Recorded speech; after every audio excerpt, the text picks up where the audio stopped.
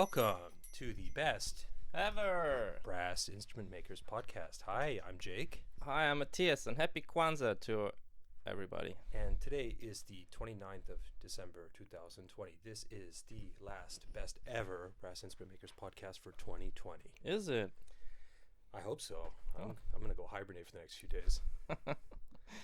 Okay, folks. If you listened to our last episode, we were talking about French horns, and we got a comment on Facebook regarding this special valve design used by Confort. Also, thanks to everyone for all the comments. It was good to get all the info from Oh yeah, everyone. we really appreciate that. Since one thought about making podcasts. We are not talking, telling you ultimate truths. We are just trying to incite your curiosity. Please don't take everything 100% for granted, and feel free to Fact check, people. fact check and comment and criticize. Even we do our best to respond, but we're not full-time musicologists. We are professional bullshitters, so if you need to, call us out on it.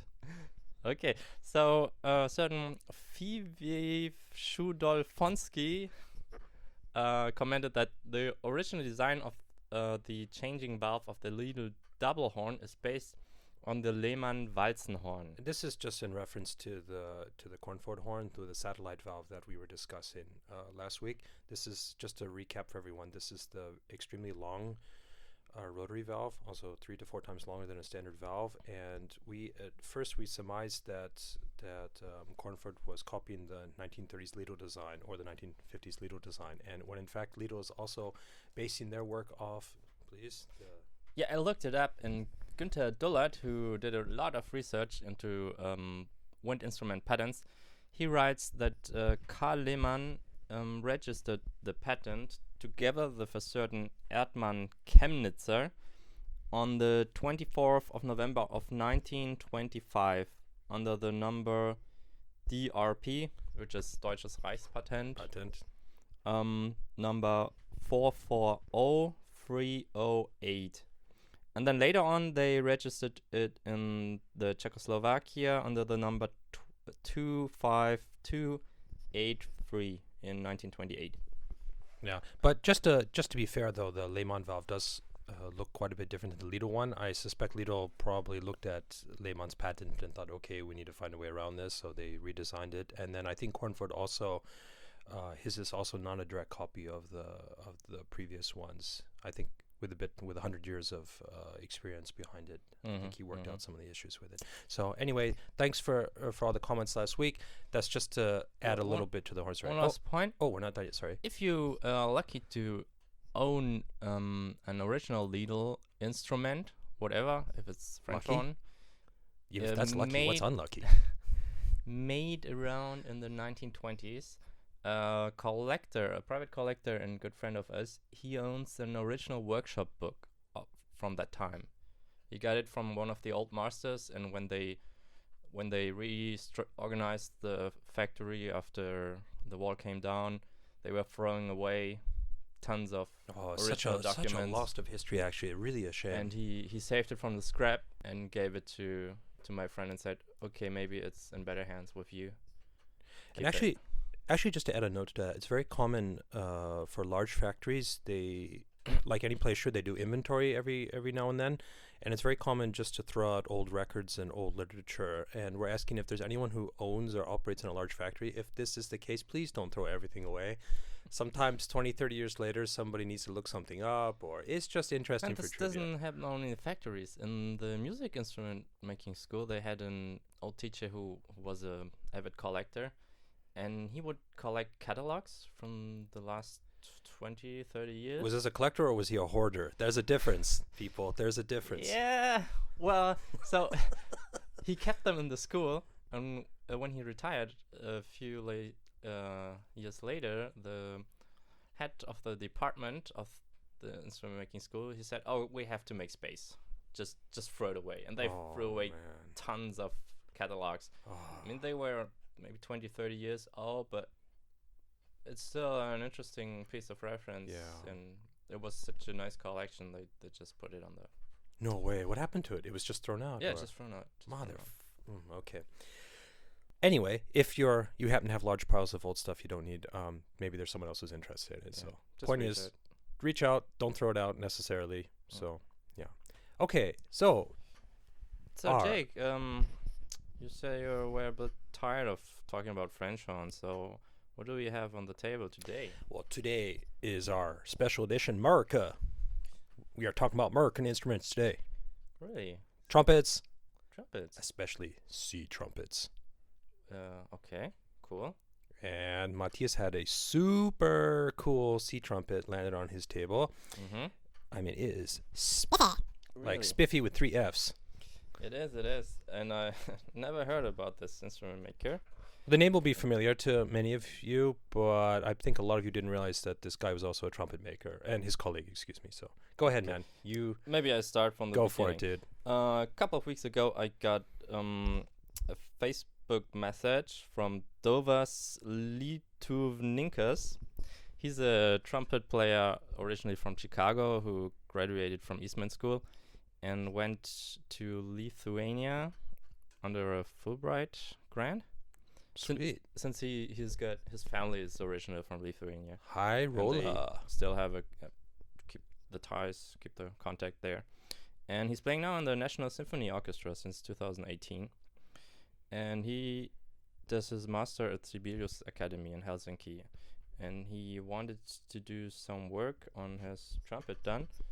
So I agreed to it. I'm going to talk about this work a little bit later. Yeah, but tell us about the trumpet first, though. Why is this thing like the bee's knees? And he said, yeah, it's a Laskey Pinc. And I said, a what? Huh? What is a Laskey Pinc? It's like, bro, don't you like ever? I mean, to anyone who's from the Midwest, probably we're like, yeah, duh. But even I didn't realize he really made trumpets. I'd heard stories about it, but I hadn't actually seen one in person. Okay, what does Laskey stand for? Scott Laskey. He's not longer among us. Oh, very sad. He passed away, I believe now. It's been 2 years now. 2 years ago. Yeah, very sad. Rest in peace, Scott. He was famous for mouthpiece making. The brand still exists. But I mean, just a long story short, Laskey was he originally apprenticed at Shoki in Chicago, and he was there first as a salesman, and then in sales department, and then very quickly moved to mouthpiece making. And to anyone in the Midwest area, especially professional trumpet players, horn players, tuba, many people over the years have gone to him for either custom mouthpieces or his standard series. Even though he himself was a very, very accomplished trumpet player, his most famous mouthpieces were, for example, French horn, I believe a Model 75, and especially tuba players. We owe him quite a great of gratitude. There is a standard model, the Laskey 30H, and this, I think, it was sort of an improvement of a Shoki Helleberg too, but this Laskey 30H in its various forms was pretty much what set the standard for large C tuba mouthpieces in the late 20th century, early 21st century. And even now there are, even though Scott's unfortunately passed, and the company has been sold to Eastman, and they are now putting them back in production, just as a testament to how good a maker Scott is. There's a number of various reproductions out there, but I have to be really honest, although all of them are generally quite good, I still have not played anything as good as the original. And I only had one. As a student, I couldn't afford more than one. They were not cheap at the time, and I just happened to be walking through a music shop a year ago somewhere in Southeast Asia, and just by chance they had a whole pile of them in the shop there on discount, and oh my god, like I just bought the whole lot of them. So I have enough Laskey 30Hs to last me a lifetime. So but like I said, those were really the standard. If you played an American C tuba, at some point you've probably tried it. Even if you didn't like it, probably what else you were playing on was at some point influenced or had some connection to that. So thank you to Scott for that. Yeah. So to me, it wasn't quite clear where they are made now. I reached out to Bakun Music. Bakun Music is, I think, a clarinet maker in Canada. Well, Eastman is a Chinese company. They have acquired ownership of a lot of American companies, such as Shire's trombones, and Bakun. It's just actually clarinet. Canadian. Are they Canadian? Sorry, Canada. So, and they seem to be in charge of these Laskey, so probably they are using their CNC tools to make the mouthpiece as well. I didn't really get.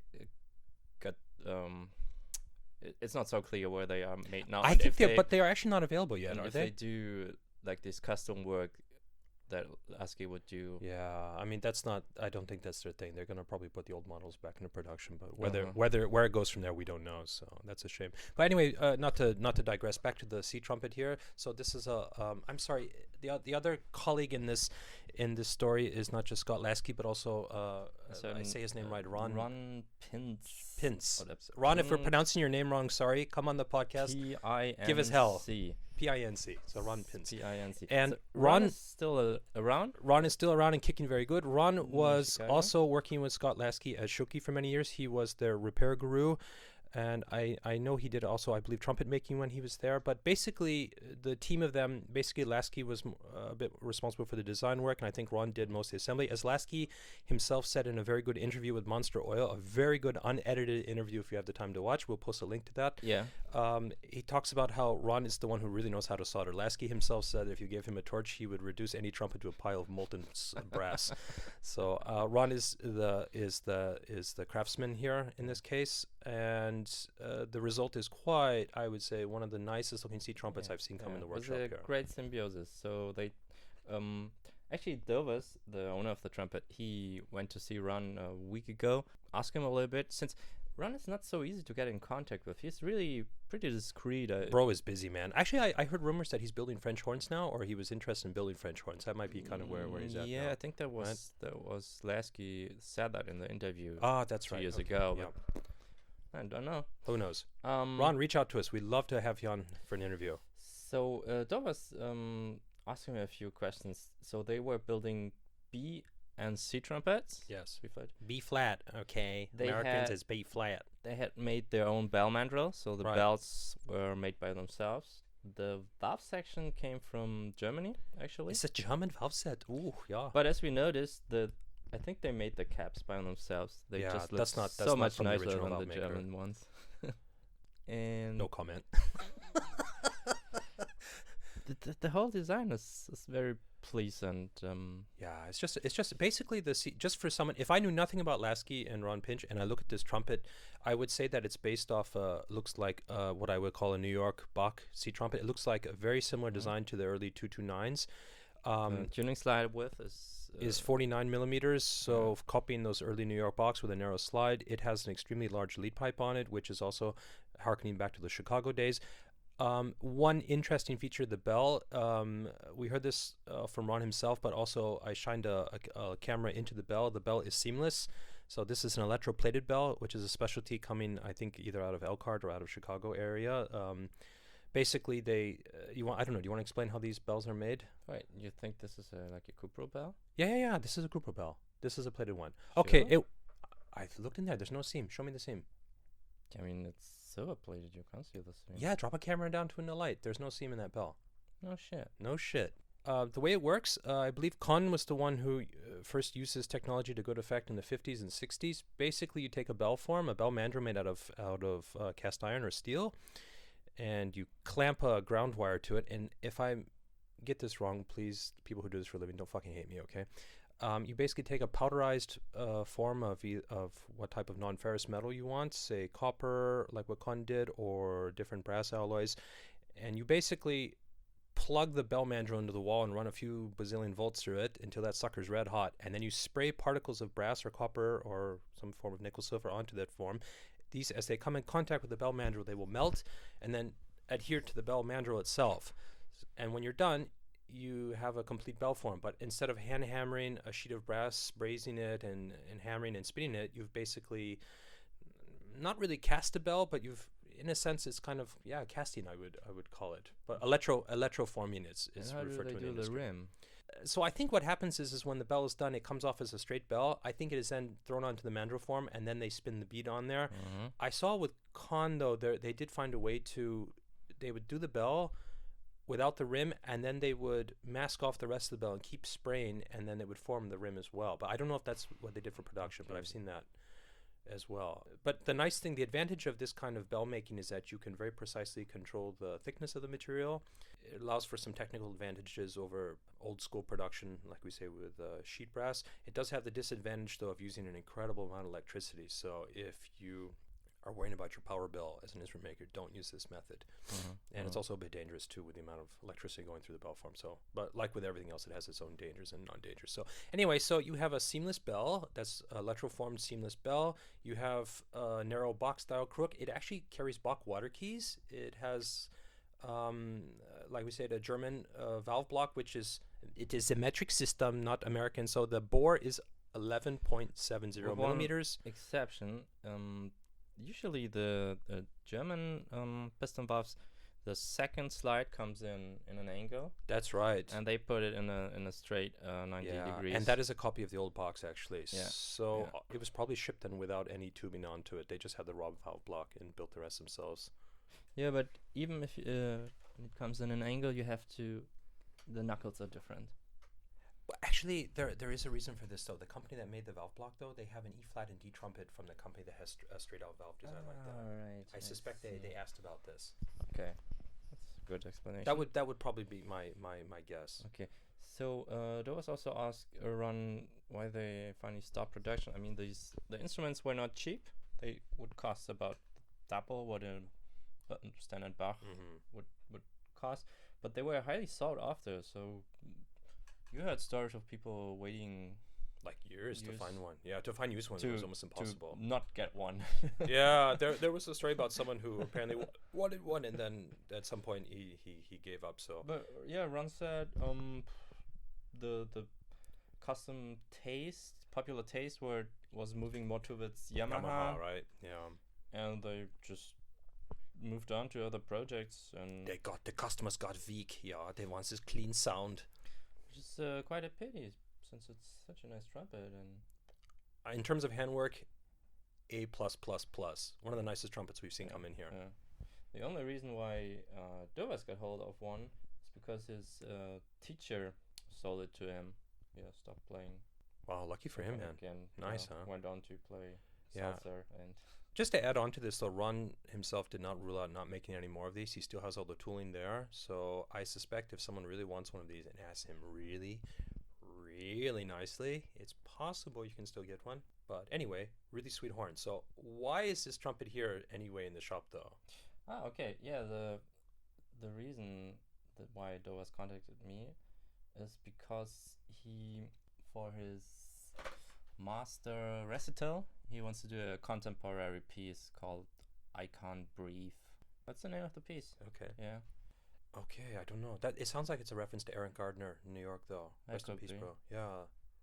That's it. Oh, very sad. Sorry, I didn't mean to make fun of it. I'm not reference, so deep into contemporary music. Watched the video he showed me of Marcel Blau playing it. Okay. And he uses a microtone valve on the tuning slide.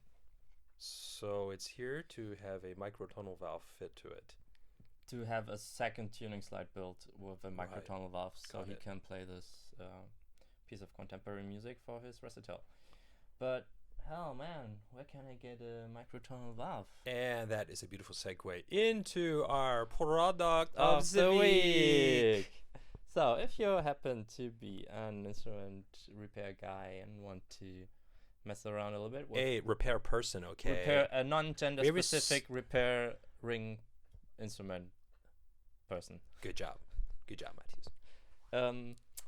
And you would like to mess around a little bit with quarter tones and microtones and all that kind of shit. You have to explain to people, though, just to be really clear, people come in, they say, hey, I need a quarter tone valve on my horn, or I need a microtone. Yeah. A quarter tone is, as it said, one half of a half tone. Right. Right. However, a microtone refers to anything that's shorter than a half tone. Just to be clear about that. Yeah. Yeah. So a microtone could be a 3/4 of a half tone. It could be half tone. It could be even less than that. Yeah. It's just a microtone. Yeah, in that sense. So a quarter tone valve is a microtonal valve, but not. Yeah. Every quarter tone valve is a microtone valve, but not every microtone valve is a quarter tone valve. Yes, well said. We nailed Bravo. it. Bam. So what do you have in that box, dude? Those look really slick. Treasure bag. I'm drilling. Can you hear them? Jingle valves. My bank account is empty. No, actually, I got a pretty nice deal on that since I used to work for Christian. So he's building basically two types. He's got the rotary. Christian, who is this Christian person you're talking Christian about? Bask. if you never heard of him, you should do your research. The wild Italian stallion. He's a nice guy from northwest Italy in the beautiful Aosta Valley. Where's that? That's like about an hour north of Turin. I think Americans are still like Turin. What's that? Isn't it that shroud okay. that Jesus was buried in? Wait, how can I explain it? Like if an American is standing in front of a map, you they're know like, the where's country that? where pizza comes from? Thank you. I mean, now we're getting real closer. Pizza, not Getting New York warm. style pizza. Getting warm and tasty. Okay, so you drive down that country, but don't drive all the way to. It's at the top of the boot, basically. Just take a right turn. Top left of the boot, you will find Christian Bosk. Yes, and he runs a shop there. He builds some awesome historical brass instruments, and he is a really skilled machining guy. So Machinist person. Machinist. He does a lot of different valve designs and innovative valve designs. So he got these quarter tone valves. He's got the rotary style, and then he also makes the pistons, the quarter tone. And these are available in unisex, one size fits all. The inner bore is 11.7, which should fit most modern trumpets. What is 11.7 like in American money? America, just go metric. Trust me, you won't regret it. 11.7 millimeters is Like 0.461 of an inch. So would be just like a standard Bach. a fly's 37. fart larger than a box medium large, but it would fit on a Bach medium large. Yes. All right. It'll still fit. It'll be fine. Okay. That's understandable. I don't think most people have calipers good enough to see the difference on there. But 11.7 is like a little tiny smidge bigger, but not much though. Yeah. So Medium large bore. That's all you need to know. That's the idea. We're gonna build a second tuning slide, somehow fit in this rotary valve to it, and build a lever so attached to the tuning slide himself, so he can, if he doesn't need the valve, he just pulls it out, pulls in the normal tuning slide, and just use a. So you can trumpet. convert between having a normal C trumpet and then also convert between having a microtone, quarter tone trumpet. And finally, we happen to get a similar project, a little bit different. It is also Shout out to our friends in Israel, guys. Love you. also a piston B flat trumpet, but the customer wanted the quarter tone valve built into the horn itself. Yeah, so fixed in definitely, so it gets in between where the main the tuning inlet slide after the main tuning slide, where it goes into the third valve. Goes in the slides. You take off the outer slide, chop a piece off, solder in the valve, the valve in between, and fit a lever solder onto the third valve casing. Yeah, and actually, I'm really pleasantly surprised by this one because it's not so obvious when you first see it, and it also the trumpet, in terms of weight distribution, does not really feel any different than when it didn't have the valves. So bravo, man. Yeah, I mean it's like a very little of a disturbance at all. Right. And one nice thing is so you have the option to buy either a piston valve quarter tone or a rotary valve quarter tone. The advantage with the rotary one, as you just mentioned, is you can build it into a slide which you can take on and off. You can also, with the rotary valve, you can put it after the third valve and before it goes into the tuning slide. You can actually put it behind the belt. It's the nice thing about it is that you can put it in the lead pipe. Even there's with the rotary valve, you can basically put it in many different locations on the instrument depending on what kind of sound or what approach you're looking for.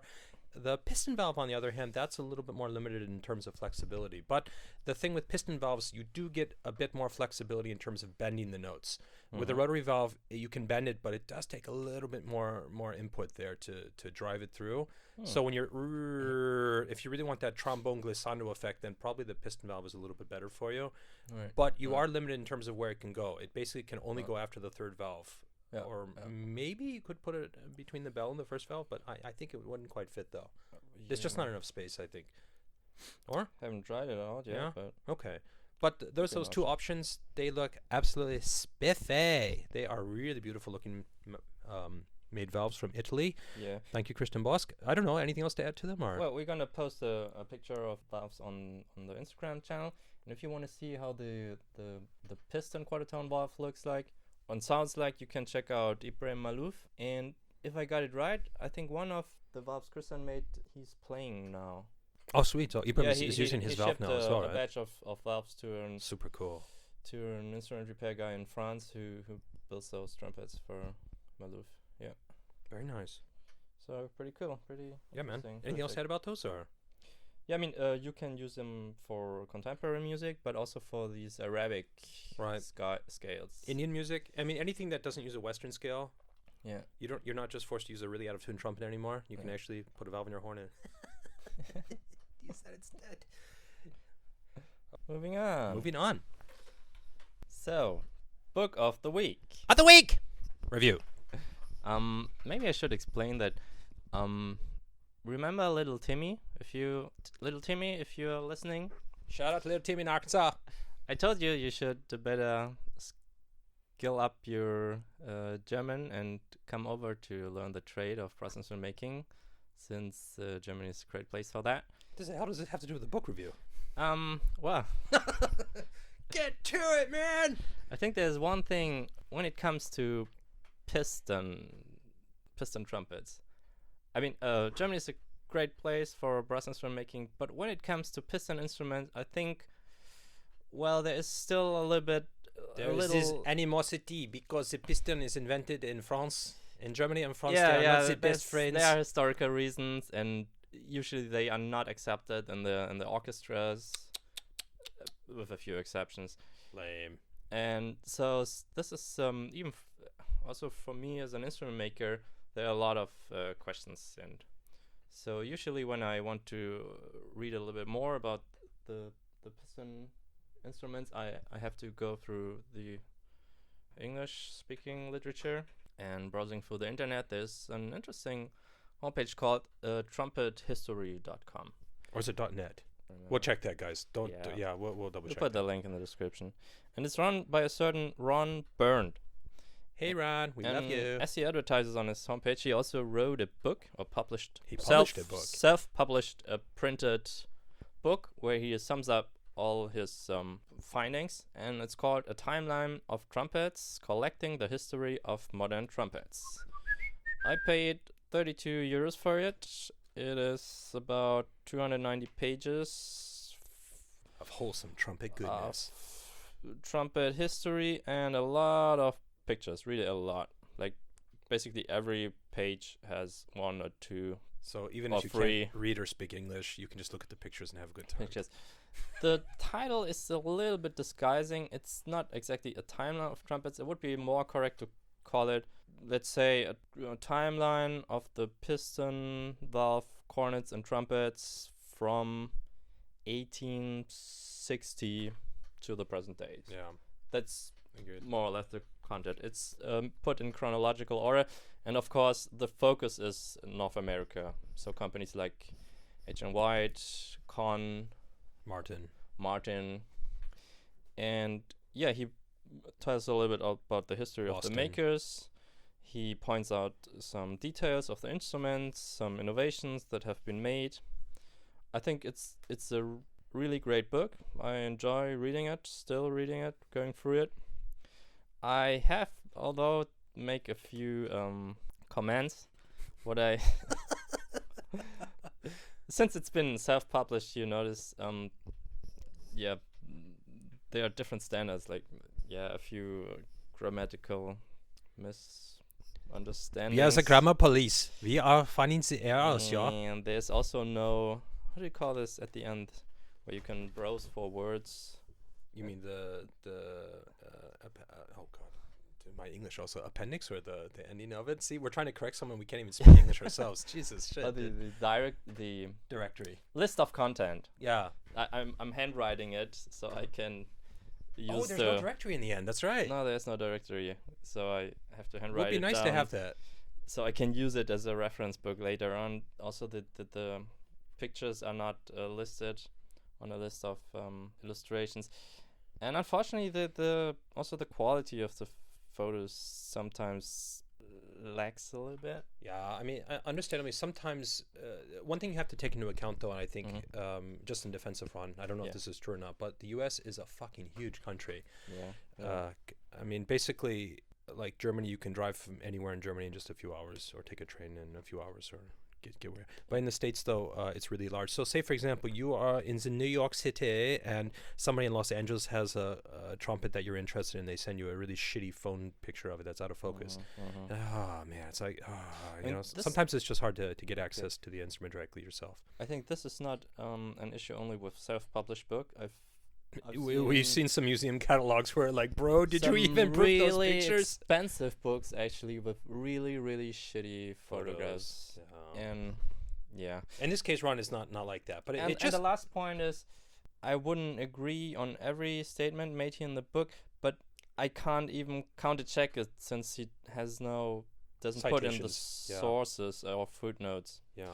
I totally understand. I mean, probably he's not a full-time musicologist with a university gig, but does this on the side, and therefore I think they did a great work, and for a really fair price. I mean, 32. It's a shitload of information for 32 a fair euros price, mate. is one meal in Switzerland, as you said. Yeah, I think that's like a Pferdegulasch, like one horse goulash soup. I think in Switzerland. So if you're interested in the topic, if you're like a collector of modern trumpets or a performer of, let's say, early 19th century trumpet literature. Yeah, this would definitely be of use to you. And especially if you are seriously interested brass instrument, non-gender specific repair person. Thank you. I highly recommend you getting this book so you can really, when a customer comes in, it just happens yesterday. Someone came in with a York and Sons. Oh, Grand Rapids, Michigan, close to my heart. Thank you. And I looked up in the book. I got the picture. I showed it to him, and he said, "Yeah, really, that's exactly the same instrument. Yeah, the perfect tone." So you can even shine in front of your customers and say, "Yeah, man, I know shit. I know shit." Anyway, so thanks to Ron for thank you, Ron. his awesome Thank book, you very much. I really appreciate your work. I hope you're gonna sell a lot and make millions. Yeah. All right, everybody. So that's the podcast for today. We just want to say thanks to everyone who's listened to us throughout 2020 so far. We hope for 2021 everyone has a better year, including ourselves. We're going to be bringing you some super exciting things like awesome, replicas of the original Moritz tuba, replicas of the 1940s, 50s kick-ass Martin Committee trumpets, among other super exciting projects, and there'll be a number of exciting things in development here in Berlin for 21. But we'll see how the year goes. Well, now is the time to promise all the things we're not going to keep up, but who knows? Maybe we can find out. Speak for yourself, bro. What's the difference between La Tromba and La Tromba original? This is a scandal of the like millennium, man. Century. Matthias is gonna drop some fucking truth bombs next year, dude. We would like to address the issue of brass instrument photography. I talked to a colleague of us who used to work as a museum photographer. And oh shit, really? Yeah, asking. We were. Oh yeah, that's right. Yeah, sweet. Photographer. That's right. We thought about it if you should like organize a workshop or something like that, or at least take some notes. Also, one other thing for next year is going to be a very informal thing. We're going to run a trial effort on it. You also remember from last week we mentioned we're going to start offering a review service and possibly try to build a website with it. That's one thing. Another thing is I'm going to offer I don't know, for lack of a better word, we're going to try it with 3 or 4 colleagues first, but a trumpet assembly class. Basically, we're going to sit people down on Friday, and by Monday, you should have a fully assembled trumpet ready to play. Ooh. Yeah, so that's going to be interesting, because we have a lot of customers who like to work on their own trumpets, and and oftentimes it fails miserably. It ends up in as Laskey said, a pile of molten brass. But at the same time, we want to encourage people to explore, do their own work. That's how some of the greatest trumpet makers of the 20th century got started. So we want to encourage in the spirit of fostering this atmosphere. So we're going to be holding, hopefully, a post-corona trumpet making, not natural trumpet making, but actually a modern trumpet. I would call it more of an assembly, because we're not going to make every single damn part of the thing, but we're going to do a sort of a trumpet making workshop here. And for those who are interested, reach out to us. Let us know what you think. And I'm trying to think. We're getting our YouTube channel started. That's so right. We're gonna upload the videos, the podcast, not just on SoundCloud but on YouTube too. Yeah, so you can start looking over our shoulder as we're working as well. We are also working on setting up playlists Oh, that's a good one. specific Yeah. about brass instruments. So they're gonna be a playlist about brass instrument make.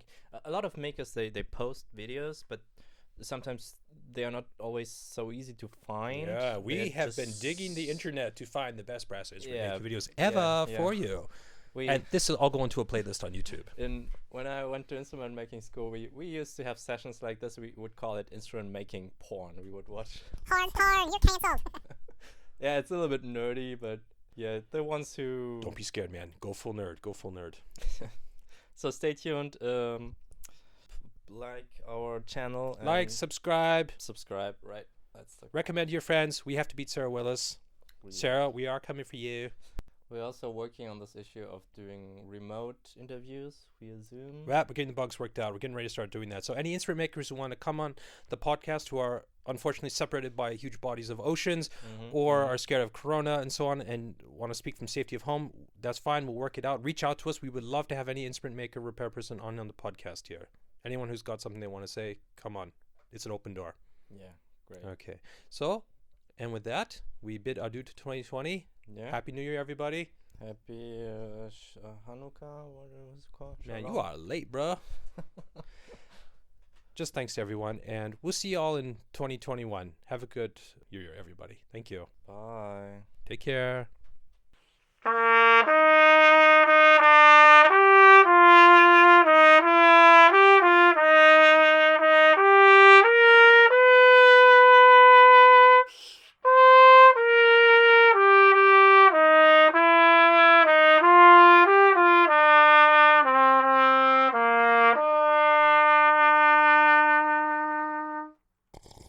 I'm sorry, can you do that again?